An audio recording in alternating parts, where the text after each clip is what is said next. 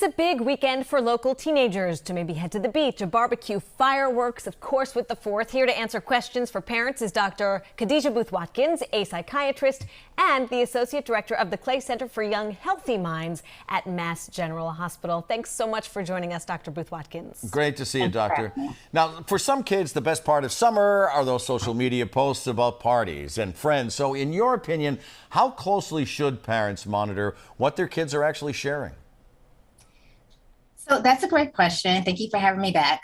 Supervision can really prevent a lot of negative outcomes with our kids, but in this case, it's almost as important as it is to monitor and supervise as it is to educate them about, safe use of the internet, the long-term consequences of, silly or impulsive posts, really talking to them about the digital footprint and how that can come back, many years later when they've done something as a silly teenager to really have major repercussions. We see that all the time. But if you really, really want to monitor, some ways that you can do that is really follow them online and have them follow you. You can sit down and look at their posts together. I think that's a really healthy exercise because you can talk through some of those things that you may see that may be problematic.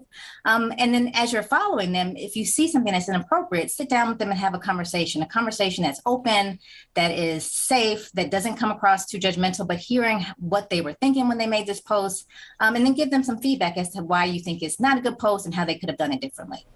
I feel like we need a parent approval button before the post is posted. Well, parenting does not come with a manual. I know, you know what I'm just saying? kidding. Okay, right, so every parent, of course, has their own individual list of what they feel is appropriate or not. So how and when should parents start a conversation with their teen?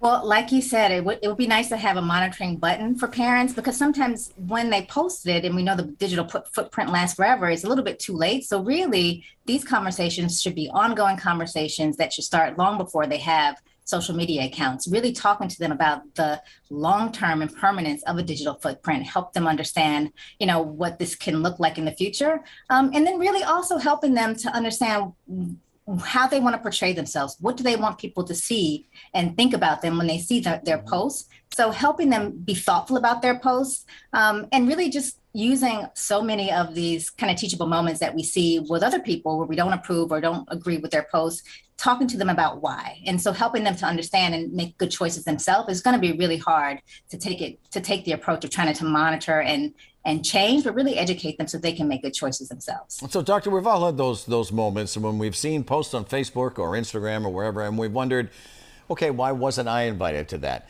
And when that happens to a teenager, is there anything a parent should or could do or even say to make it less painful? Yeah, it's really hard to feel left out. And especially as a teenager, when you're so connected to your peers and being, accepted and connected is so important. It's probably not much you can do to fix it. But again, this is another opportunity to have a teachable moment. You should listen to them. You really can't support them unless you understand what they're feeling. Are they feeling angry, disappointed, surprised even? This is also another opportunity to have conversations about friendships and what are healthy friendships and help them determine, who people are, whether people are friends or not, and then help them put it in perspective. Maybe they weren't allowed to be invited because of the number, or maybe they were out of town, but sometimes they can be reactive and they see they were excluded, but they don't understand why. So help them put it in perspective. And then ultimately maybe give them some coping skills or help them to distract themselves from, obsessing over this while they're following this party that they are not invited to.